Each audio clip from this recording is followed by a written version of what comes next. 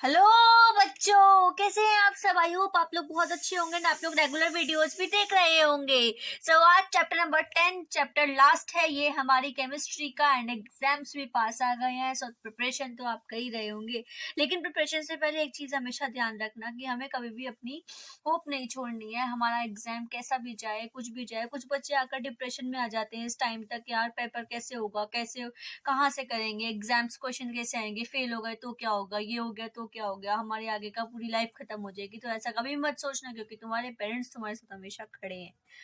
कभी भी वो नहीं चाहेंगे, कभी भी अगर तुम फेल भी हो जाओगे वो हमेशा कहेंगे कोई बात नहीं बेटा, आगे वाला अटेम्प्ट दे ले, ये वाला सही हो जाएगा। तो इसलिए कभी भी परेशान नहीं होना, लंबी से सांस लेनी और उसको रिलीज कर देना और फिर से स्टार्ट करना। बहुत अच्छा एग्जाम जाएगा। करते हैं हम शुरुआत बायोमोलिक्यूल्स का। बायोमोलिक्यूल्स में हमारे पास बहुत सारी चीजें हैं। जैसे कि बायोमोलिक्यूल्स में हमारे पास क्या क्या आएगा, एक बार हम पहले देख लेते हैं। बायोमोलिक्यूल्स हम लोग इसमें पढ़ेंगे कार्बोहाइड्रेट्स। कार्बोहाइड्रेट्स क्या होते हैं, कार्बोहाइड्रेट्स कौन कौन से होते हैं, कार्बोहाइड्रेट्स कैसे बनाए जाते हैं, अगर एक कार्बोहाइड्रेट है तो उसका क्या नाम होगा, दो होंगे एक साथ जुड़े हुए तो वो क्या होंगे, थ्री होंगे तो वो क्या होंगे, तो हम लोग उसको देखेंगे। फिर उसके बाद हम देखेंगे प्रोटीन्स हमारे पास कौन कौन से हैं। फिर हम पढ़ेंगे आपके पास विटामिन कौन कौन से होते हैं, किसकी कमी से कौन सी डिजीज हो जाती है, कौन हमारे लिए बहुत ज्यादा बेनिफिशियल होता है। और फिर हम देखेंगे न्यूक्लिक एसिड्स। न्यूक्लिक एसिड्स के बाद तुम्हारे पास आएगा हार्मोन, और एक और चीज है जो हमने पढ़नी है, वो हम लास्ट में बताएंगे। ओके, तो हमने ये 5 चीज तो इम्पोर्टेंटली पढ़नी जिससे हमारे पास क्वेश्चंस बनकर मेनली जो आता है वो पोर्शन कार्बोहाइड्रेट एंड प्रोटीन्स का आता है। विटामिन से भी इतना नहीं आता, ना ही न्यूक्लिक एसिड आरएनए डीएनए के बारे में पूछ लेता है, वरना नहीं पूछता। कार्बोहाइड्रेट से मेनली क्वेश्चन आ जाता है। ठीक है, पहली बात आती है व्हाट इज बायोमोलिक्यूल। बायोमोलिक्यूल होता क्या है। बायोमोलिक्यूल एक नेचुरली अकरिंग ऑर्गेनिक कंपाउंड है जो कि हर एक लिविंग ऑर्गेनिज्म में रहना, हर एक लिविंग ऑर्गेनिज्म की डिफरेंट सेल्स में प्रेजेंट रहना बहुत ज्यादा उसका जरूरी है। अगर वो नहीं होगा तो हमारी सेल सही से काम नहीं कर पाएंगी, और जब हमारी सेल से सही से काम नहीं कर पाएगी तो हम लोग रहेंगे कैसे, हम लोग लिविंग कैसे रहेंगे, हम तो नॉन लिविंग हो जाएंगे। इसलिए तो जो हमारे पास सारे बायोमोलिक्यूल्स हैं, चाहे वो सेल्यूलोज हो, चाहे वो न्यूक्लिक एसिड हो, चाहे वो स्टार्च हो, चाहे वो प्रोटीन हो, विटामिन हो, यही हम लोगों को आज इस चैप्टर के अंदर पढ़ना है। तो फर्स्ट स्टार्ट करते हैं कार्बोहाइड्रेट्स। कार्बोहाइड्रेट्स कौन होते हैं, हमने 11th क्लास में और या फिर हम फिजिकल एजुकेशन में भी देखे, हमने बहुत ज्यादा डेफिनेशंस पढ़ी हैं बायोमोलिक्यूल उसकी, कार्बोहाइड्रेट की। क्या ये हाइड्रेट्स होते हैं कार्बन के। क्यों बोला हमने ये हाइड्रेट्स होते हैं कार्बन के, क्योंकि यहाँ पर हाइड्रोजन, हाइड्रेट मतलब H, और कार्बो मतलब C और H के बीच का जो हमारे पास बॉन्ड बनता है हम उसको बोल देते हैं, अगर कार्बन और हाइड्रोजन किसी रेशो में फिक्स्ड है तो हम उसको बोलते हैं कि हमारे पास कार्बोहाइड्रेट है। ठीक है, लेकिन कार्बोहाइड्रेट और साथ साथ ऑक्सीजन भी आना चाहिए। एट्स मतलब ऑक्सीजन। ठीक, CHO किसी भी रेशो में फिक्स्ड है, चाहे वो C6 ले लो, हाइड्रोजन 12 ले लो, O भी 6 ले लो, तो C6H12O6 बन जाएगा। C12 ले लो, H22 ले लो, O11 ले लो, C12H22O11, तब हमारे पास वो सुक्रोज बन जाएगा।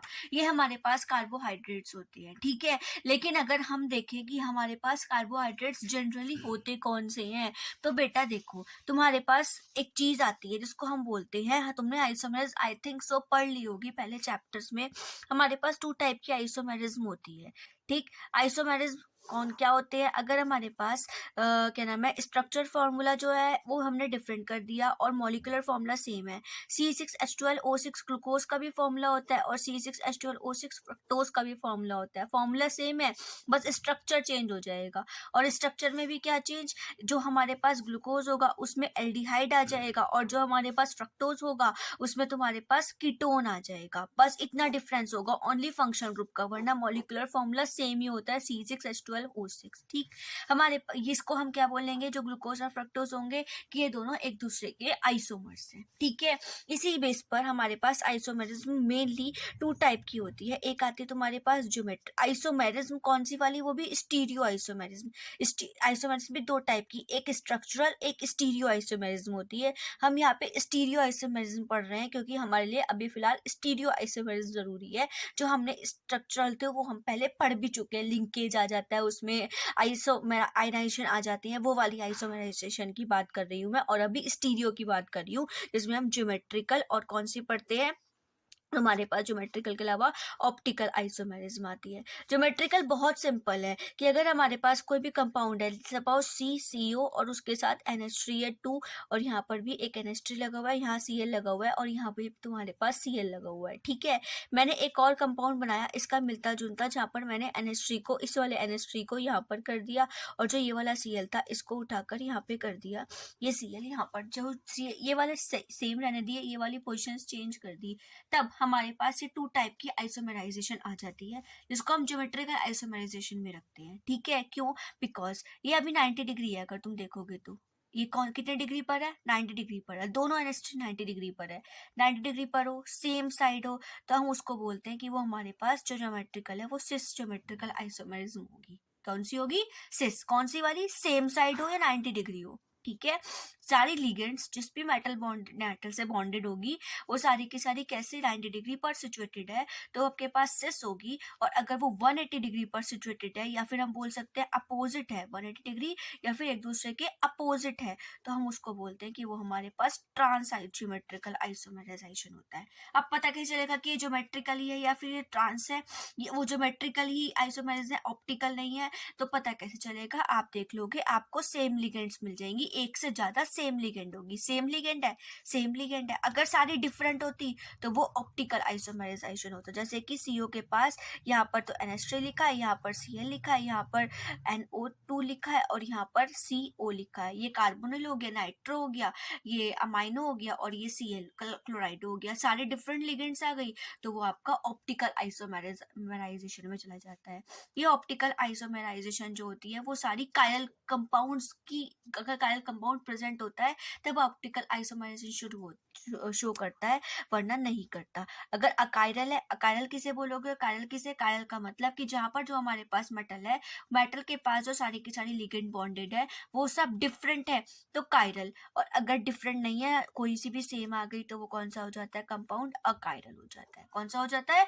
अकायरल हो जाता है, ठीक है। अब पता कैसे चलेगा ऑप्टिकल एक्टिव है या इनएक्टिव है, कि ऑप्टिकल एक्टिविटी शो करेगा या नहीं करेगा? तो देखो बेटा, ऑप्टिकल एक्टिविटी वो शो करते हैं, वो कंपाउंड शो करते हैं ऑप्टिकल एक्टिविटी जो सुपर इम्पोज्ड हो जाए या ना हो। बताओ क्या होगा सुपर इम्पोज? चलो सुपर इम्पोज का तो बाद में ही आएगा, सुपर इम्पोज तो इसमें आने का ही नहीं, वो तो पहले वाले पार्ट में था, तो सुपर इम्पोज की हम बात करते ही नहीं है। हाँ, अगर आपको आइसोमेराइजेशन का पूरा टॉपिक देखना है तो मैंने 11th क्लास में क्लियर कर रखा है, वहां पर जाकर आप उसको क्लिक कर लेना कि क्या तुम्हारे पास कायरल कौन से होते हैं, कायरल कौन से होते हैं, ऑप्टिकल एक्टिव कौन से होते हैं और ऑप्टिकल इनएक्टिव क्या होता है, उसमें सुपर इम्पोस्ट वगैरह सब कुछ आ जाएगा। अभी हमें इतना जरूरत नहीं है कि हमको सुपर इम्पोस्ट वगैरह पढ़ना पड़े। अभी इस चैप्टर में जितना जरूरी होगा मैं आपको सिर्फ और सिर्फ उतना ही समझाऊंगी, एक्स्ट्रा नहीं करा रही हूँ अभी फिलहाल। क्यों, क्या फायदा, आप भी कंफ्यूज हो, मैं भी कंफ्यूज हूँ और ऊपर से हमारा चैप्टर भी कंफ्यूजिंग हो जाए, इसलिए इजी कॉन्सेप्ट रखते हैं, इजीली सब कुछ चलाते हैं, ठीक है।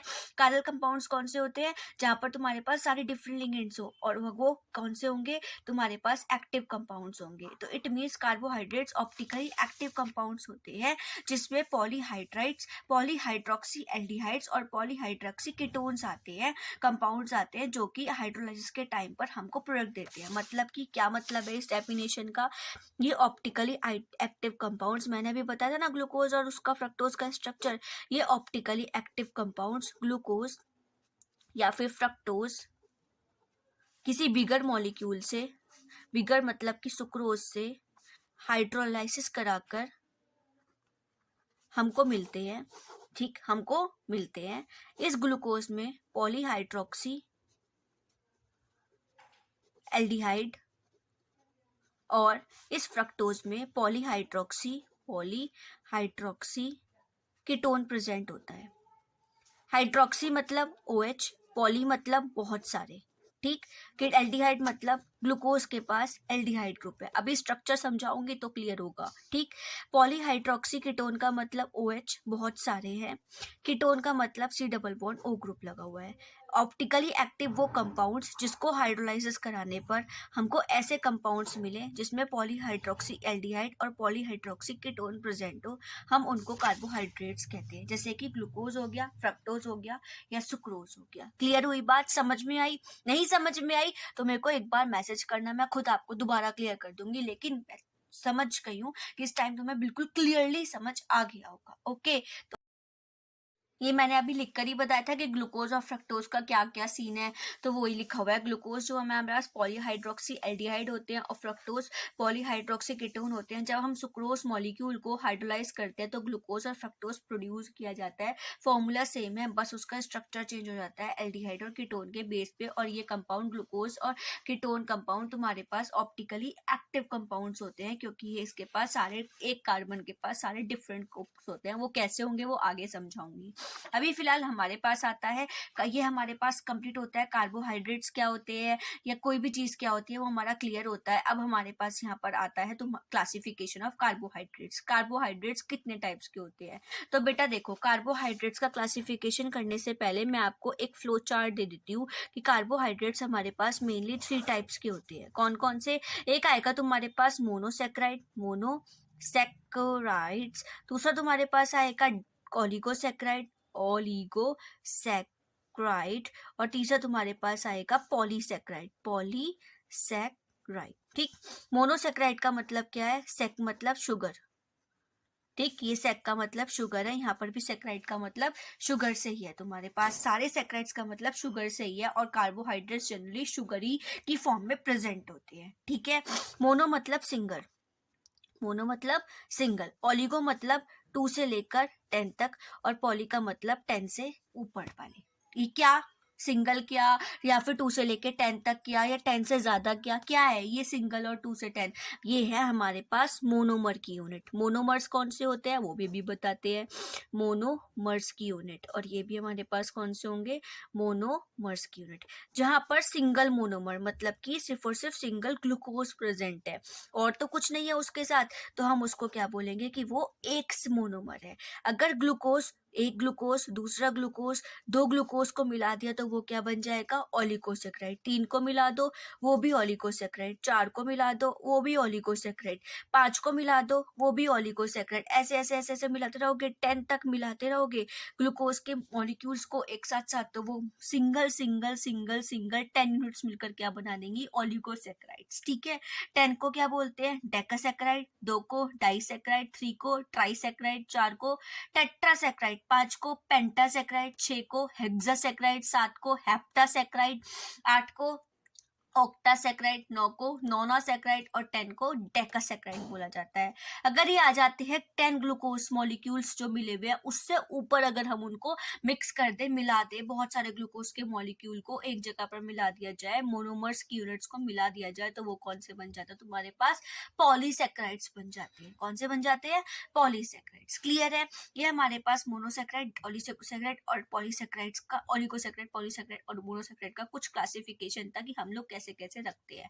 ऑलिगोसेक्राइड में एक बहुत इंपॉर्टेंट आता है, उसको हम क्या बोलते हैं? जब 2 ग्लूकोज के मॉलिक्यूल्स मिले हो उसे हम डाइसेक्राइड कहते हैं।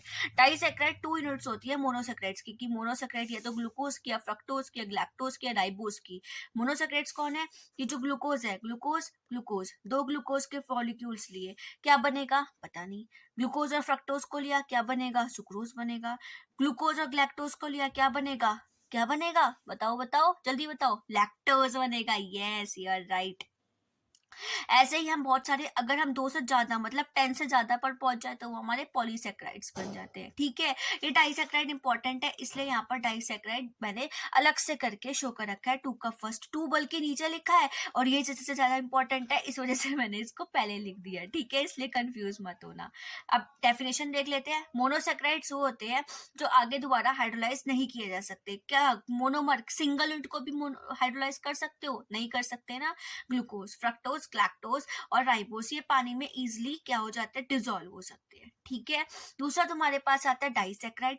डाइसैक्राइड 2 यूनिट्स होती है किसी भी मोनोसैक्राइड की। किसी भी मोनोसैक्राइड को उठाया, ग्लूकोज और फ्रक्टोज को उठाया, उसकी 2 यूनिट को मिलाया और सुक्रोज बना दिया, या सुक्रोज को हाइड्रोलाइज किया। अगर हमें तोड़ना है किसी भी सैक्राइड को, तो हम उसको हाइड्रोलाइज कराकर उसको 2 कंपाउंड्स में, 2 मोनोसैक्राइड में ब्रेक करा सकते हैं, ग्लूकोज और ग्लैक्टोज, फ्रक्टोज, जैसे हमने यहाँ पर हाइड्रोलाइज कराया। नेक्स्ट हमारे पास आते हैं ओलिगोसैक्राइड्स। ओलिगोसैक्राइड्स आपके 2 से लेकर 10 तक मोनोसैक्राइड्स की यूनिट को जोड़ दिया जाए तो हमें क्या मिल जाएगा, ओलिगोसैक्राइड मिल जाएगा। या फिर हम ये भी बोल सकते हैं कि किसी भी एक कंपाउंड लिया, उसको हाइड्रोलाइज कराया और 2 से लेकर 10 तक यूनिट मिल गई कि अगर हमारे पास यहाँ पर कोई 10 ग्लूकोज 10 मॉलिक्यूल है, 10 मॉलिक्यूल जुड़े हुए हैं, हमने इसको हाइड्रोलाइज कराया, हाइड्रोलाइज कराकर जी अलग अलग अलग अलग सिंगल यूनिट में कन्वर्ट हो गया, 1 2 3 4 5 6 7 8 9 10 यूनिट्स में अलग अलग हो गया, तो हम उसको क्या बोलते हैं, ओलिगोसैक्राइड्स। वो 10 भी हो सकते हैं, वो 8 भी हो सकते हैं, वो 9 भी हो सकते हैं, वो 6 भी हो सकते हैं, 5 भी हो सकते हैं, कितने भी हो सकते हैं। अगर 2 यूनिट्स थे डाइसैक्राइड है, 3 यूनिट थे ट्राइसैक्राइड है। देखो यहाँ पे ब्रेक करा के भी दिखा रखा है ओलिगोसैक्राइड्स को। रैफिनोज एक ट्राइसैक्राइड्स है, उसको हाइड्रोलाइज कराओगे ग्लूकोज, फ्रक्टोज और ग्लैक्टोज में चेंज हो जाएगा। सुक्रोज को हाइड्रोलाइज कराओगे ग्लूकोज और फ्रक्टोज में चेंज हो जाएगा। माल्टोज को हाइड्रोलाइज कराओगे ग्लूकोज की 2 यूनिट्स में टूट जाएगा, अलग अलग हो जाएगा, ब्रेक हो जाएगा, ठीक है। नेक्स्ट हमारे पास आता है कौन से, पॉलीसैक्राइड्स। जहाँ 10 से ज्यादा लार्ज नंबर ऑफ मोनोसैक्राइड्स मिले हाइड्रोलाइज कराने पर हम उसको पॉलीसैक्राइड कहते हैं, जैसे कि स्टार्च, सेल्यूलोज, ग्लाइकोजन, गम्स, कुछ भी हो सकता है, ठीक है। तो बहुत स्वाद नहीं होते, मतलब बहुत टेस्ट में मीठे नहीं होते, इसलिए हम इसको नॉन शुगर्स कहते हैं, ठीक। यहाँ पर क्लासिफिकेशन कंप्लीट होता है, किसका क्लासिफिकेशन कंप्लीट होता है, कार्बोहाइड्रेट्स का क्लासिफिकेशन कंप्लीट होता है। अब हम आ जाते हैं कौन से, शुगर्स पर। शुगर्स कौन से होते हैं, एक होता है हमारे पास शुगर और एक आएगा हमारे पास non sugar. Sugar basically monosaccharides और ओलिगोसैक्राइड्स को हम लोग शुगर कहते हैं, जो क्रिस्टलाइन सॉलिड होता है, पानी में आराम से घुल जाता है।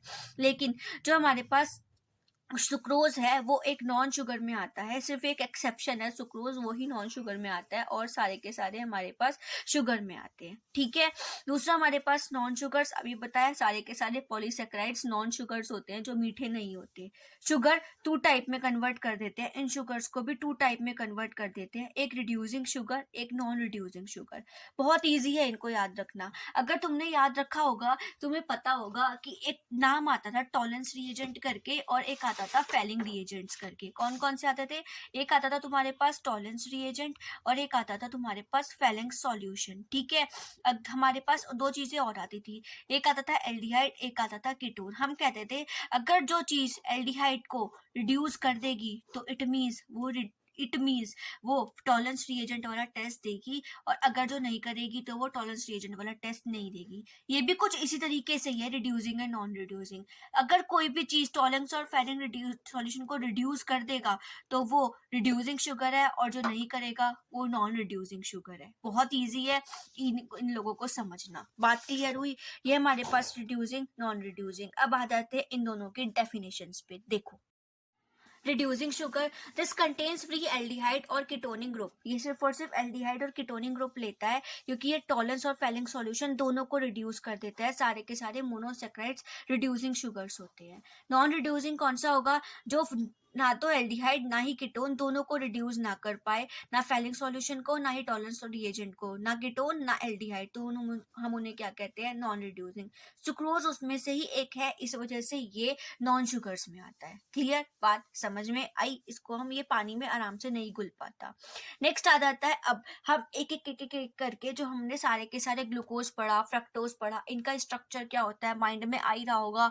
स्ट्रक्चर क्या होगा, ओ ये फिर रिएक्शन कैसे करेंगे, हम कैसे बताएंगे। अगर हमारे पास ग्लूकोज का स्ट्रक्चर कुछ इस तरीके से हुआ, C6 है तो C6 मैंने यहाँ पे C6 बना लिए, 1 2 3 4 5 और 1 6। अच्छा, उसके पास एल्डिहाइड है तो यहाँ पे एल्डिहाइड लिख दिया। उसने बोला मेरे पास पॉलीहाइड्रोक्सी है तो सबके पास OH लगा दिया, पॉलीहाइड्रोक्सी पॉलीहाइड्रोक्सी पॉलीहाइड्रोक्सी।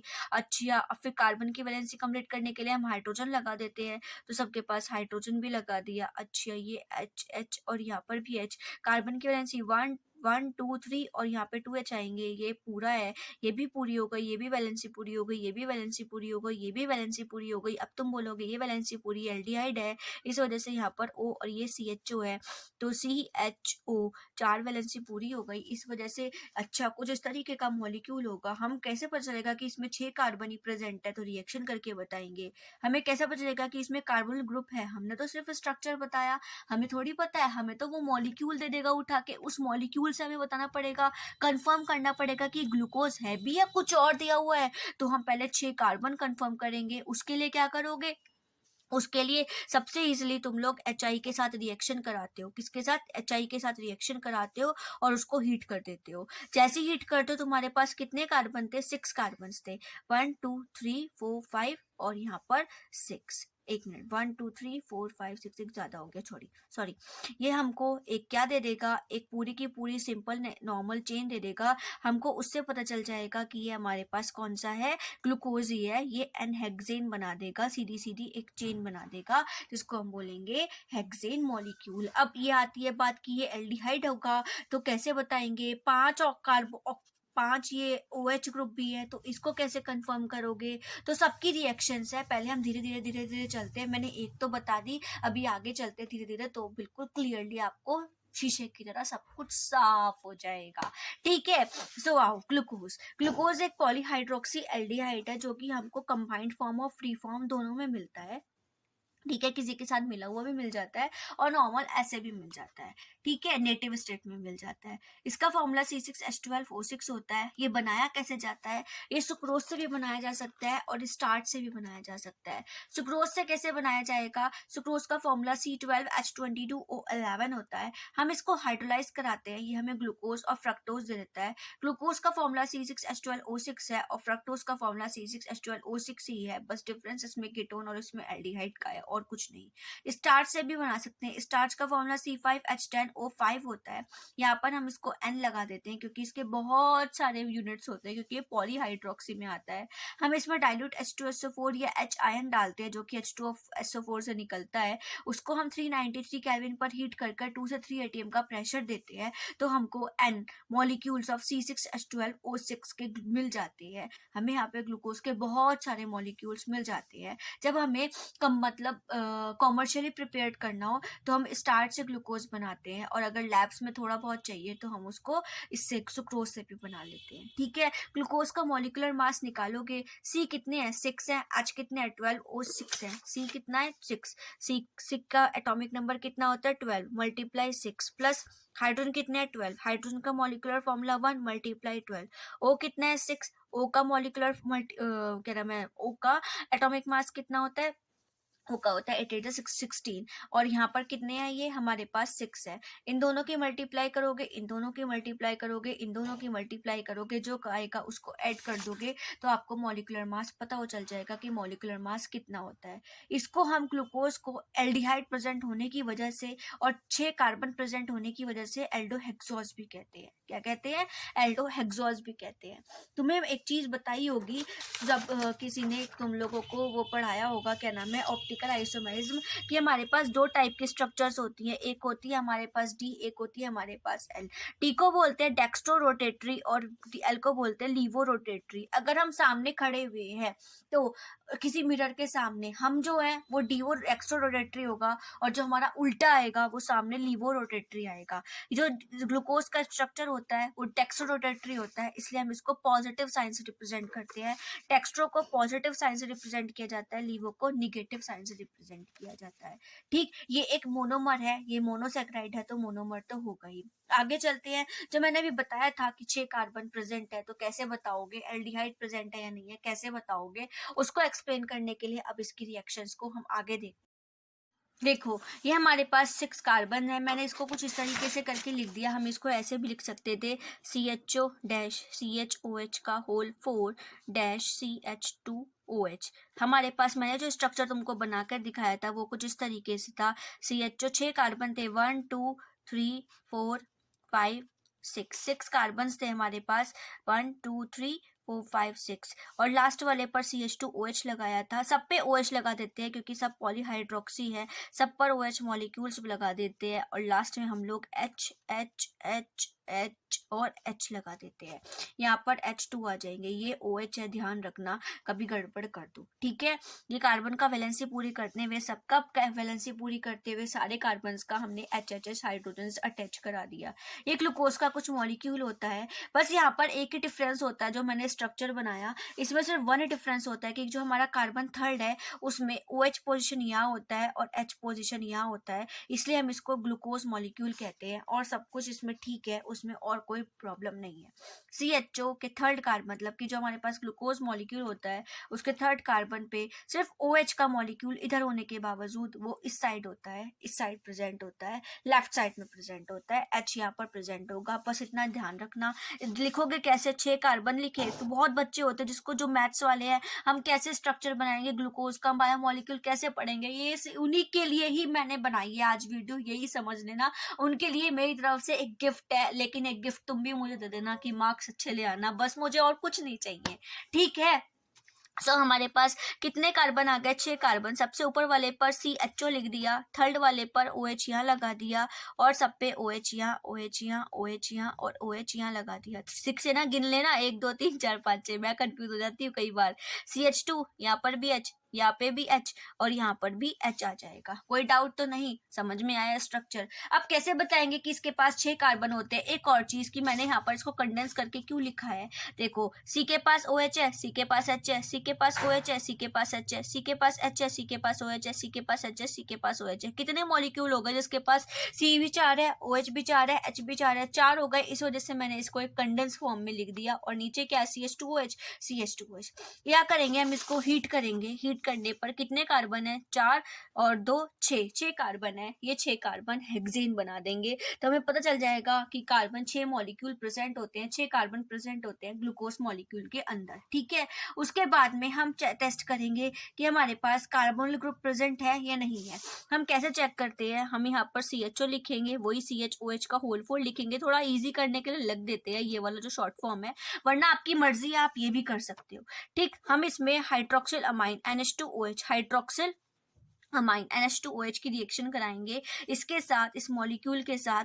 क्या देखोगे, ये CHO, मैं यहाँ पर इसको कुछ इस तरीके से लिख रही हूँ, और इसको उल्टा करके लिख रही हूँ, H2 यहाँ, NH और OH, ठीक इस तरीके से लिख दिया, बस हाइड्रोजन को इधर कर दिया और इस वाले में CHO का H इधर पहुंचा दिया, ऑक्सीजन यहाँ कर दिया ताकि रिएक्शन ईजी हो जाए, बस इसलिए किया है। क्या होगा, H2O निकल जाएगा और सब जुड़ जाएगा, H और C के साथ OH का होल फोर, और किसी में कोई चेंज नहीं आएगा, और कहीं पर भी कोई चेंज नहीं आएगा, ठीक। इसको हम बोलते हैं, जब C के साथ N जुड़ा हो डबल बॉन्ड से, तब हम उसको ऑक्साइम कहते हैं। क्या कहते हैं, ऑक्साइम कहते हैं। ग्लूकोज के पास एक कार्बोनिल ग्रुप प्रेजेंट है, इससे ये बिल्कुल हमको पता चल गया। एक और रिएक्शन कर लेते हैं अपने तसल्ली के लिए, हम यहाँ पर HCN डालते हैं। क्या डालते हैं, C डबल बॉन्ड O, और यहाँ पर आपके पास H है, CHOH का होल 4 है, और CH2OH है। हम इसमें क्या डालते हैं, क्या डाला इन्होंने, HCN डाला, हम यहाँ पर HCN डालेंगे। HCN, H के ऊपर पॉजिटिव और CN के ऊपर निगेटिव चार्ज प्रेजेंट होता है। कार्बन के पास ये डबल बॉन्ड है, ऑक्सीजन बहुत इलेक्ट्रोनेगेटिव होता है कार्बन से, तो ये बॉन्ड को अपने पास शिफ्ट कराकर इसके पास निगेटिव और यहाँ पर पॉजिटिव चार्ज ले आएगा, क्योंकि इलेक्ट्रॉन से ले गया, निकल गया, इस वजह से इसके ऊपर निगेटिव और यहाँ पॉजिटिव आया, और ये बॉन्ड को ब्रेक करा देगा। जैसे ही ब्रेक कराएगा, C के पास निगेटिव और O आ जाएगा, यहाँ पे CHOH का होल 4, ही नीचे वाले सारे ऐसे ही रहेंगे, नीचे वाले में कोई भी प्रॉब्लम नहीं आएगी, नीचे वाले में कुछ चेंज नहीं होगा। जहाँ पॉजिटिव है वहाँ निगेटिव, जहाँ निगेटिव है वहाँ पॉजिटिव, निगेटिव पॉजिटिव OH बन जाएगा, और CN इस कार्बन पे आकर CN बना देगा। इस जब C के पास, एक ही C के पास CN भी है, एक ही C के पास OH भी है, तो हम उस कार्बन एटम को क्या बोलते हैं, हम उस कार्बन एटम को साइनोहाइड्रिन कहते हैं। क्या कहते हैं, साइनोहाइड्रिन कहते हैं, ठीक, क्लियर। नेक्स्ट, मतलब इसने भी एक कार्बोनिल ग्रुप ले रखा है। हमने 2 रिएक्शंस कर ली कि हाँ यहाँ पे कार्बोनिल ग्रुप प्रेजेंट है। हम एक और रिएक्शन कर लेते हैं, एक और पता चल जाएगा। ये तो था सिर्फ और सिर्फ कार्बोनिल ग्रुप के लिए। कार्बोनिल ग्रुप मतलब कि CO, जहां पर भी CO प्रेजेंट हो, इट मीन्स वो कार्बोनिल है। तो ये पता चल गया कि यहाँ भी कार्बोनिल है और यहाँ भी कार्बोनिल है। अब कार्बोनिल में भी बहुत सारे आते हैं। कौन कौन आता है, जिसके पास C डबल बॉन्ड हो, कीटोन होता है, C double bond OH, aldehyde होता है, C double bond OH, carboxylic होता है, और कौन सा होता है CO, कौन सा होता है और कौन सा होता है और कौन सा होता है, एसिड एनहाइड्राइड होता है, एसिड हैलाइड होता है, बहुत सारे कंपाउंड्स होते हैं उसके पास CO ग्रुप होता है। तो इनमें से वो कौन सा है, वो एल्डिहाइड है। एल्डिहाइड को टेस्ट करने के लिए हमने Br2 ब्रोमीन वाटर डाला। जैसे ही हम ब्रोमीन वाटर डालेंगे ये CHO, ओनली CHO, ना तो ये ना ये, सिर्फ CHO माइल्ड ऑक्सीडाइजिंग ग्रुप है, इस वजह से CHO COH में चेंज हो जाएगा, ग्लूकोज से ग्लूकोनिक एसिड बन जाएगा। हम बता देंगे कि हाँ यहाँ पर भी क्या प्रेजेंट है, आपका एल्डिहाइड ग्रुप प्रेजेंट है। अब नेक्स्ट हमारे पास आता है कि हमारे पास कि OH ग्रुप प्रेजेंट है या नहीं है। तो OH ग्रुप प्रेजेंट है या नहीं है उसको कैसे करोगे, हम इस रिएक्शन को ध्यान से सुनना। CHO, यहाँ पर तुम्हारे पास CHOH का क्या है, होल 4 है, यहाँ पे CH2OH है। तुम इसके अंदर डालोगे acetic anhydride, acetic anhydride. Formula क्या होता है एसिटिक एनहाइड्राइड का, एनहाइड्राइड का मतलब COO, ये तो एनहाइड्राइड हो गया, और एसिटिक मतलब कि यहाँ पर CH3 प्रेजेंट है दोनों साइड पर। ठीक है, होगा क्या इसमें, यहाँ पर हम इसके मॉलिक्यूल्स 5 लेंगे, कितने लेंगे, 5 लेंगे। ये यहाँ से बॉन्ड तोड़ेगा ऑक्सीजन और कार्बन का, यहाँ का भी तोड़ सकते थे, यहाँ का तोड़ेगा। तोड़ने के बाद जो तुम्हारे पास ये OH दिख रहा है, कितना OH है, 4 ये और 5 ये। चाहे मैं इस स्ट्रक्चर को खोल के लिखूं तो यहाँ पर CHOH, यहाँ पर भी CHOH, यहाँ पे भी CHOH, 4 हो गए, CHOH 5 हो गए, CH2OH 6 हो गए। ये सारे OH कितने हैं, 5 OH है। ये 5 OH को लेकर एसिटिक एसिड बना देगा CH3COOH, OH सारे OH ले जाएगा। ठीक, फिर उसके बाद में क्या करेगा, जैसे ही सारे OH ले गया, ये ऑक्सीजन इस कार्बन के साथ जाकर अटैच हो जाएगा, प्लस CHO ऐसे ही रहेगा। पहले मैं यहाँ पे सिर्फ और सिर्फ कार्बन लिख रही हूँ, 1 2 3 4 5 6, 1 2 3 4 5 6। ठीक, ये H इधर साइड लगा दिया, इस साइड लगा दिया, इस साइड लगा दिया, इस साइड लगा दिया, इस साइड लगा दिया। ठीक, ये CH3CO है, इसको थोड़ा उल्टा और टेढ़ा करके लिखोगे तो ये कुछ इस तरीके से दिखेगा तुम लोगों को। ये पूरा कंपाउंड इसके साथ जाकर ऐड हो जाएगा, OCOCH3। अब बोलोगे नीचे था ऊपर क्यों लगा दिया, मर्जी है बेटा, कहीं भी लगा लो, इससे कोई फर्क नहीं पड़ता। वो नीचे ऊपर थोड़ा वो हो जाता ना, क्या नाम है इसमें, क्या बोलते हैं यार, जो भी बोलते हैं छोड़ो, थोड़ा सफोकेटेड हो जाता है यहाँ पर, उसको सांस लेने की जगह नहीं मिलती है ऑक्सीजन को, इस वजह से मैंने यहाँ पे लगा दिया। अब वही वर्ड्स है, जब बंदों को सांस लेने की जरूरत पड़ती है तो इन्हें सांस लेने की जरूरत नहीं पड़ेगी। अगर इन्हें सांस नहीं दोगे तो मास्टर साहब को कुछ समझ नहीं आने वाला, सब काटा फीटी कर देगा तुम्हारी कॉपी पर। फिर तुम कहोगे यार ये तो बड़ा ही बकवास मास्टर है, इसने तो सारा ही काट पीट दिया। है ना, OCOCH3, यहाँ पर हाइड्रोजन 2 थे तो मैंने हाइड्रोजन 2 ही लगाया। ठीक है, ये हमारा बन जाएगा पेंटा एसीटेट। क्या बन जाएगा कि हमको पता चल जाएगा यहाँ पर कि 5 hydroxyl group, 5 OH group present है, इस वजह से ये रिएक्शन इस तरीके से करके आई। क्या किया दोबारा सुन लो, चाहे उसको रिपीट कर कर, मतलब कि थोड़ा वीडियो पीछे की साइड कर कर दोबारा से बैक में लेकर दोबारा देख लो। हमने यहाँ पे CHO ग्लूकोज का मॉलिक्यूल लिया, उसके साथ रिएक्शन कराया एसिटिक एनहाइड्राइड का। इसको ऐसे भी लिख सकते हैं, ऐसे भी लिख सकते हैं, दोनों फॉर्म में लिख सकते हैं। हमने CH3COO और CH3 के साथ रिएक्शन कराया, एसिटिक एनहाइड्राइड के साथ रिएक्शन कराया, ये एसिटिक एनहाइड्राइड होता है, इसके साथ CH3 लगाया क्योंकि ये एसिटिक है, इस वजह से यहाँ से इसको ब्रेक कराया। ब्रेक कराने के बाद ऑक्सीजन और कार्बन के बीच का बॉन्ड तोड़ा, चाहे यहाँ से भी तोड़ सकते थे, तुम्हारी मर्जी है। ये हमने 5 मॉलिक्यूल्स लिए थे, ये CH3CO 5 OH के साथ, जो OH कार्बोनिल कंपाउंड के पास है, जो ग्लूकोज के पास है, वो हमने उठाए, इसके साथ रिएक्शन कराया और 5 CH3COOH की फॉर्म में निकाल दिया। बाद में CH2 और 5 कार्बन को ऐसे ही लिखा, जो हाइड्रोजन्स थे उनको इस साइड लिखा।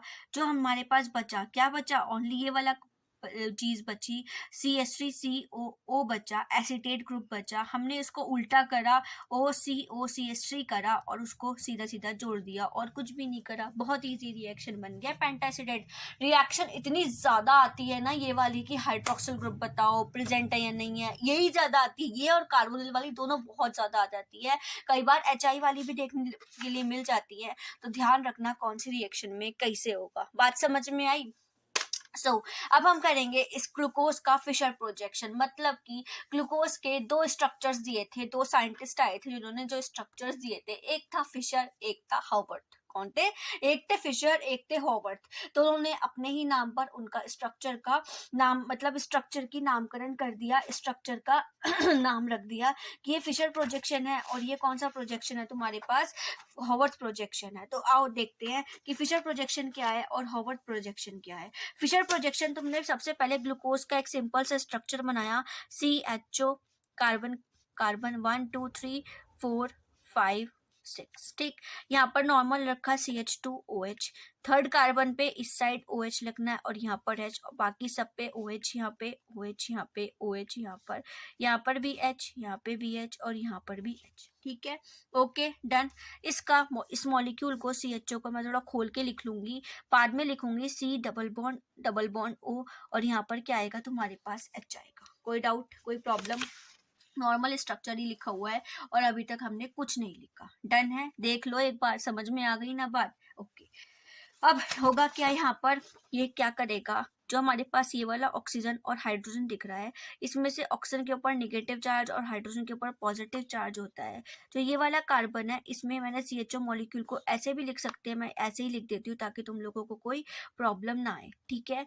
होगा क्या इसमें, इस कार्बन का जो बॉन्ड होगा वो यहाँ पर शिफ्ट होगा, शिफ्ट होने के बाद ये ऑक्सीजन के पास नेगेटिव और इसके पास पॉजिटिव चार्ज आ जाएगा, ये सिंगल बॉन्ड ऑक्सीजन में कन्वर्ट हो जाएगा और यहाँ पर हाइड्रोजन और सारे कार्बन ऐसे जाएंगे, किसी कार्बन में कोई भी प्रॉब्लम नहीं आएगी। सिर्फ फिफ्थ कार्बन पे 1 2 3 4 5 6, सिर्फ फिफ्थ कार्बन पे दिक्कत आएगी, 1 2 3 4 5 6, CH2OH, ओनली फिफ्थ कार्बन का OH नहीं लिखना और सब कुछ लिखना, OH, यहाँ पर H, यहाँ पे OH, यहाँ पर भी H, यहाँ पे भी OH और यहाँ पर भी तुम्हारे पास क्या आ जाएगा, H आ जाएगा।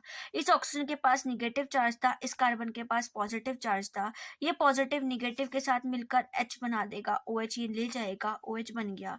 ये जो ऑक्सीजन है ये इस कार्बन के साथ मिलकर एक पूरा, क्योंकि यहाँ पे भी बॉन्ड खराब ना हो, ये वाला बॉन्ड भी अकेला ना जाए, इसके पास भी खाली ना पड़ा रहे, इसकी भी वैलेंसी कंप्लीट ना हो, ऐसा नहीं कर सकते। इस वजह से ये ऑक्सीजन इस कार्बन से भी जुड़ जाएगी, इस कार्बन से भी जुड़ जाएगी, क्योंकि ऑक्सीजन के पास तो वैसे ही 2 चार्ज होता है, तो एक कार्बन को दे दिया, एक इस कार्बन को दे दिया और उस कार्बन की वैलेंसी कंप्लीट कर दी। हम इसको बोलते हैं कि हमारे पास साइक्लिक स्ट्रक्चर है। कौन सा स्ट्रक्चर है? साइक्लिक। और किसने डिटरमाइन किया था? फिशर ने डिटरमाइन किया था। इस वजह से हम इसको बोलते हैं कि ये फिशर प्रोजेक्शन है। अगर इसका OH किस साइड है? राइट साइड लिखा हुआ है, तो ये अल्फा स्ट्रक्चर है। और अगर इसका OH मैं लेफ्ट साइड कर दूं, C के साथ यहाँ पर H और यहाँ पे OH कर दूं और बाकी सबको ऐसे ही रहने दूं, 1 2 3 4 5 और 6 CH2OH, यहाँ पर ऑक्सीजन, ये H यहाँ, ये OH यहाँ, ये H यहाँ, ये H यहाँ, ये OH यहाँ, ये OH यहाँ और ये H यहाँ। अगर मैं सिर्फ और सिर्फ स्ट्रक्चर की बात करूँ तो ओनली OH को इस साइड राइट था और इस साइड इसको लेफ्ट साइड कर दिया, तो ये हमारा बीटा स्ट्रक्चर बन जाता है। हम इसको बीटा स्ट्रक्चर कह देते हैं। ये हमको हॉवर्थ स्ट्रक्चर था, जिसको हम हॉवर्थ स्ट्रक्चर कहते हैं, फिशर स्ट्रक्चर कहते हैं, सॉरी, ठीक है। मैंने पहले ही बताया था, ये डेक्स्ट्रोरोटेटरी कंपाउंड है ग्लूकोज। डेक्स्ट्रो को कैपिटल D से भी लिख सकते हैं और पॉजिटिव है तो ग्लूकोज लिख दिया, डेक्स्ट्रोरोटेटरी है। जब OH हमारा लास्ट कार्बन पे प्रेजेंट है, राइट साइड है, कौन सी साइड है? राइट साइड है, जो लास्ट ही वाला कार्बन है राइट साइड है, तो वो अल्फा है। और अगर वो क्या नाम है लेफ्ट साइड होगा तो वो बीटा D पॉजिटिव ग्लूकोज होगा और ये अल्फा D पॉजिटिव ग्लूकोज होगा। बात क्लियर है? समझ में तो आ रहा है ना? नहीं आ रहा तो एक बार मैसेज जरूर कर देना, ठीक है। दूसरी चीज, अगर फर्स्ट वाले कार्बन का OH राइट साइड हो और फर्स्ट वाले कार्बन का OH लेफ्ट साइड हो, दो स्ट्रक्चर्स हमको मिल जाए उससे, तो हम इन दोनों को एनोमर्स कहते हैं। क्या कहते हैं? These are called anomers. अब आती है बात साइक्लिक की। साइक्लिक का मतलब क्या होगा? तुम्हारे पास कितने कार्बन है? 6 कार्बन है, तो हम यहाँ पर एक बेंजीन रिंग सी बनाते हैं जहाँ पर ऑक्सीजन इस तरीके से अटैच कर देते हैं कि हमारा जो ऑक्सीजन है वो साइक्लिक रिंग में भी इस तरीके से दिखे कि वो अलग से अटैच्ड है। ये अल्फा बनाएंगे और ये बीटा बनाएंगे। ये अल्फा बनाया और यहाँ पर हमने कर दिया इसको बीटा में कन्वर्ट, C ऐसे करके बीटा कन्वर्ट कर दिया। ओके, यहाँ पर हमने लगाया क्या? बॉन्ड्स लगाए, जैसे इसने लगा रखे हैं बॉन्ड्स, इस तरीके से हमने यहाँ पे बॉन्ड्स को क्रिएट कर दिया। हम यहाँ पे भी बॉन्ड्स को क्रिएट कर देंगे। कर दिया, करने के बाद कार्बन को नंबरिंग करेंगे 1 2 3 4 5 और 6। इस वाले कार्बन शेप वाली साइड में नंबरिंग करेंगे 1 2 3 4 5 और 6 कर दिया। यहाँ पे भी करेंगे 1 2 3 4 5 और यहाँ पर जो कार्बन आएगा वो 6 होगा। 1 2 3 4 5 यहाँ पे जो कार्बन आएगा वो 6 होगा फर्स्ट कार्बन पे। अब एक चीज और, यहाँ पर एक चीज और आएगी, जो लेफ्ट साइड चीज लिखी होगी और जो राइट साइड चीज लिखी होगी, जो लेफ्ट साइड लिखा होगा वो हमेशा टॉप पे जाएगा और जो राइट साइड लिखा होगा वो हमेशा बॉटम मतलब नीचे जाएगा। लेफ्ट टॉप पे LT और राइट बॉटम पे RB। ठीक है, ओके देखो अब LT लेफ्ट साइड, जो लेफ्ट साइड चीज लिखी है वो टॉप पे, टॉप पर H है और राइट वाला बॉटम पे HOH OH H OH H H OH। ठीक, बचा फिफ्थ कार्बन का। फिफ्थ कार्बन पे यहाँ पे H है, यहाँ पे CH2OH है। CH2OH हमेशा ऊपर जाता है, चाहे वो अल्फा में हो चाहे वो बीटा में हो, दोनों कंडीशंस में, और नीचे हमेशा H आता है। ये हमारा बन गया अल्फा डी पॉजिटिव ग्लूकोज। लेकिन कौन सा है, हॉवर्ड प्रोजेक्शन है, साइक्लिक स्ट्रक्चर में है, ये क्लोज स्ट्रक्चर बोलते हैं इसको, ये फिशर प्रोजेक्शन है। ठीक है, पहले मैंने साइक्लिक बोल दिया था, ये साइक्लिक नहीं है, ये साइक्लिक है, सॉरी वो गलती से निकल गया होगा फ्लो में। ठीक है, उसके बाद में तुम्हारे पास ये चीज आती है, इसको तुम करोगे कन्वर्ट, तो तुम कैसे करोगे, ध्यान से सुनना। इसमें हमारे पास लेफ्ट साइड में OH लिखा है तो लेफ्ट साइड में OH, और यहाँ पर तुम्हारे पास राइट साइड में H लिखा है तो राइट साइड में H। लेफ्ट में H, इधर OH, इधर H, इधर OH, OHH OH H HOH H OH। यहाँ पे H है, OH है और एक के साथ ऑक्सीजन है, ऑक्सीजन तो हमने जोड़ रखी है, CH2OH यहाँ पर और H यहाँ पे, पहले ही बताया अल्फा बीटा में इसमें कोई चेंज नहीं होगा। बात समझ आई, दैट इज हॉवर्ड प्रोजेक्शन। इसको हॉवर्ड प्रोजेक्शन बोला जाता है और इसको फिशर प्रोजेक्शन बोला जाता है। ये रही फिशर प्रोजेक्शन। अब आती है हॉवर्ड प्रोजेक्शन, आपको दिखाने की बारी, तो देख लो एक बार, कभी मैंने गलत तो नहीं बना दी। लो मैं आपको दिखा भी देती हूँ, कई बार चेक कर लेना चाहिए, कभी गलत ना बन जाए। कोई चीज गलत नहीं होनी चाहिए, चाहे दोबारा से समझ में आ जाए कोई दिक्कत नहीं है, दोबारा से बता दी जाए, पर गलत नहीं होनी चाहिए। अगर गलत हो गई तो एग्जाम में आपका ही नुकसान होगा इस वजह से। ठीक है, ओके डन, डन होगी ना, डन। इसको हम ग्लूकोपाइरानोज भी कहते हैं, ये चाहे अल्फा हो या बीटा हो, ग्लूकोज तो है ही, ग्लूकोपाइरानोज भी कहा जाता है। ठीक है, क्योंकि ये पाइरानोज की स्ट्रक्चर है, इसको हम पाइरानोज कहते हैं, पाइरानोज ये वाला, इसको पाइरानोज कहते हैं इसको। और ग्लूकोज का स्ट्रक्चर इसमें ऐड किया इसलिए हम इसको ग्लूकोपाइरानोज कहा जाता है। डन, समझ आया। नेक्स्ट आता है आपके पास फ्रक्टोज। फ्रक्टोज एक कीटो हेक्सोज है, क्योंकि उसमें कीटोन ग्रुप आता है, इस वजह से वो कीटोन हेक्सोज है। और हमारे को वो डाइसैक्राइड से मिलता है, मतलब कि किसी भी सुक्रोज को जब तुम सुक्रोज में हाइड्रोलाइसिस कराओगे, सुक्रोज को हाइड्रोलाइज कराओगे तो तुमको क्या मिलेगा, ग्लूकोज मिलेगा और प्लस फ्रक्टोज मिलेगा। इसलिए बोला कि डाइसैक्राइड से ऑब्टेन्ड किया जाता है। उसके बाद में ये फ्रक्टोज का स्ट्रक्चर है, तुम ग्लूकोज के स्ट्रक्चर को ध्यान से देखना और फ्रक्टोज के स्ट्रक्चर को ध्यान से देखना और कंपेयर करना कि क्या चीज है। कार्बन कितने हैं, 1 2 3 4 5 6, ये जो मिल रहे हैं तो आपको पता है, जब हम ऑनलाइन रिप्रेजेंटेशन पढ़ते तो समझ आ जाता है कि यहाँ पर जो जहाँ पर मिक्स हो रहा होगा वो डॉट भी कार्बन है। 1 2 3 4 5 6 कार्बन आपके पास प्रेजेंट है। इसमें कीटोन ग्रुप आता है और कीटोन को बॉडीगार्ड चाहिए होता है। मजे की बात तो ये है, इसलिए एक फ्रक्टोज है जिसमें हम बीच में CO ग्रुप लगाते हैं। बाकी सब में तो तुम लोग कहीं भी एल्डिहाइड तो सबसे ऊपर ही लगता है, इसमें एल्डिहाइड था इसलिए ऊपर लगाया, इसमें कीटोन देना था इसलिए हमने नीचे बन लगाया।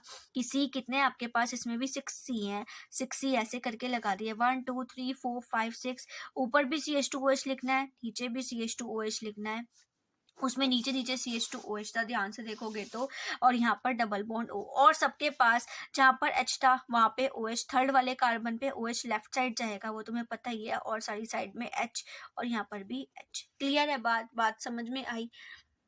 कोई प्रॉब्लम तो नहीं, कोई डाउट तो नहीं, किसी तरीके की प्रॉब्लम तो नहीं है ना? एक बार बता देना फिर भी वही, वरना कोई फायदा नहीं आपके पढ़ने का इस टाइम। ठीक है, हो अब आता है आपके पास कौन सा, ग्लूकोज का। हम लोग फिर से फिशर प्रोजेक्शन पढ़ते हैं कि फिशर प्रोजेक्शन इसका कैसे बनाएंगे, किस तरीके से हम करेंगे। ये हमारे पास ग्लूकोज का स्ट्रक्चर आया, फिर से वही कार्बन के पास जो ऑक्सीजन प्रेजेंट है उस पर निगेटिव और हाइड्रोजन पर निगेटिव।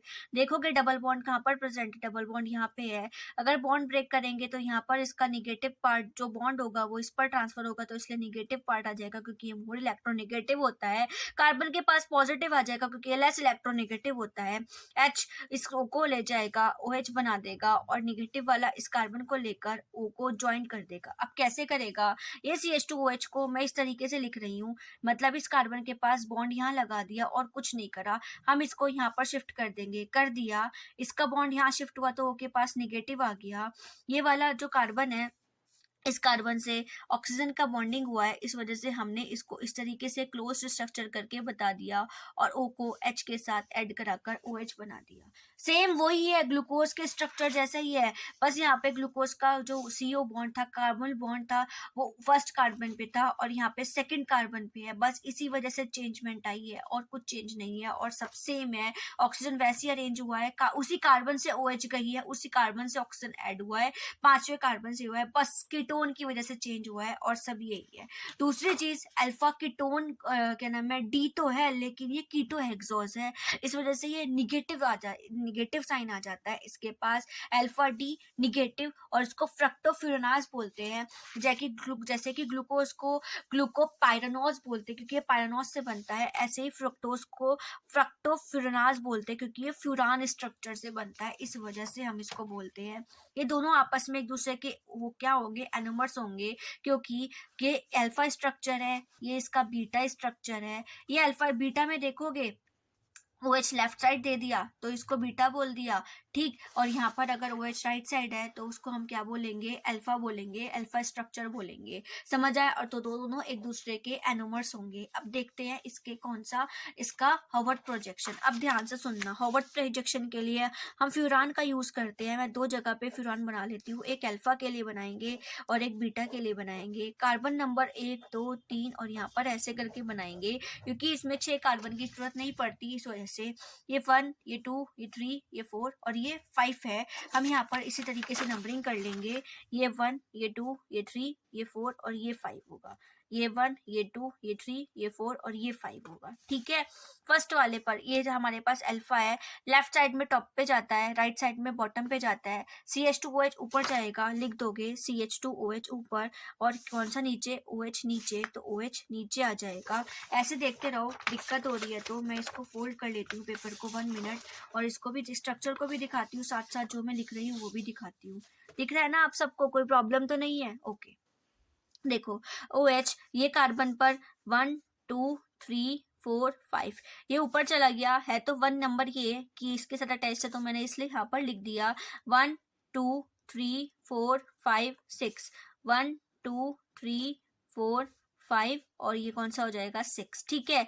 फर्स्ट सेकंड नंबर पे जो तुम्हारे पास ये फर्स्ट पर H2 आ गया, यहाँ पर ये आ गया C, ये वाले कार्बन पे OH इधर है, H इधर है, तो OH यहाँ और H यहाँ, ये वाला OH H यहाँ OH यहाँ और ये वाला CH2OH हमेशा ऊपर आएगा, चाहे वो उसमें हो चाहे वो इसमें था, दोनों में ही ऊपर ही आएगा, ठीक है। कौन से वाले कार्बन का चेंज किया, फर्स्ट कार्बन का चेंज किया, तो बस सेम रहेगा, बस OH यहाँ और CH2OH यहाँ हो जाएगा। ध्यान से देखना इस चीज को भी, ये तुम्हारे पास कंपाउंड है, C इधर है OH के और CH2OH इधर है, तो इधर से ये चेंज हो जाएगा, OH यहाँ हो जाएगा और CH2OH यहाँ हो जाएगा, बाकी सब सेम रहेगा, ये अल्फा और ये बीटा होता है। देखो ध्यान से देखना, अब इसका स्ट्रक्चर भी दिखाते हैं हम आपको, 1 मिनट। ये रहा फॉरवर्ड प्रोजेक्शन, किसका, ग्लूकोज, उसका फ्रक्टोज का, फ्रक्टोफ्यूरानास और दोनों एनोमर्स है क्योंकि फर्स्ट कार्बन पे चेंज हो रहा है। समझ में आया या नहीं आया? कल हम करेंगे सुक्रोज, माल्टोज और कौन सा है तुम्हारे पास, ग्लैक्टोज। ये तो मैंने आपको बता दिया कि इसके स्ट्रक्चर्स कैसे होते हैं। अब ये एक चीज रह गई है कि ये हाइड्रोलाइज कराते हैं तो हमको फ्रक्टोज और सुक्रोज बनते हैं, या फ्रक्टोज और सफ्रक्टोज और ग्लूकोज बनता है। बनेगा किससे बनेगा, ग्लूकोज से बनेगा, वो क्या नाम है, सुक्रोज से बनेगा, ये हमको पता है। लेकिन फ्रक्टोज और सुक्रोज इसको कैसे बनाएंगे, फ्रक्टोज प्लस ग्लूकोज को कैसे ऐड करोगे कि हमको सुक्रोज मिल जाए, हम इसको कैसे ऐड करें, कौन सी बीच में लिंक करें, इन दोनों के बीच में क्या जोड़े कि हमको ग्लूकोज मिल जाए, सुक्रोज मिल जाए, वो हम कल कराएंगे, बाकी का कल पढ़ेंगे। आज बहुत सारा हो गया, मेरे भी सिर में दर्द हो जाएगा, मैं ज़्यादा पढ़ा दूंगी, मुझसे ज़्यादा नहीं पढ़ाया जाता अगर, फिर इसलिए हम कल मिलेंगे, कल बात करेंगे, कल हम कैसे कैसे उसको जोड़ेंगे जो हमको सुक्रोज मिल जाए या फिर कोई और चीज़ मिल जाए, माल्टोज मिल जाए, कुछ भी मिल जाए, कैसे जोड़ेंगे। सो पढ़ते रहो। Bye bye guys, bye bye students, मजे से पढ़ना, लेकिन जैसे भी पढ़ना बहुत अच्छे से कॉन्सेप्ट वाइज पढ़ना। ये मत करना कि बस आज ये पढ़ा और उसे कल भूल गए, बस ये चीज मत क्रिएट करना। जो चीज पढ़ोगे आज उसे बहुत कंसंट्रेशन से एंड बहुत फोकस से पढ़ना, ताकि आगे तक याद रहे। 22 से आपके एग्जाम्स है, 19 को भी पेपर है हिंदी का, शायद 12th का, और अभी मार्केटिंग का भी है आज शायद। तो इसलिए बेस्ट ऑफ लक गाइस, पढ़ते रहो, खुश रहो, मजे से रहो, बाय बाय।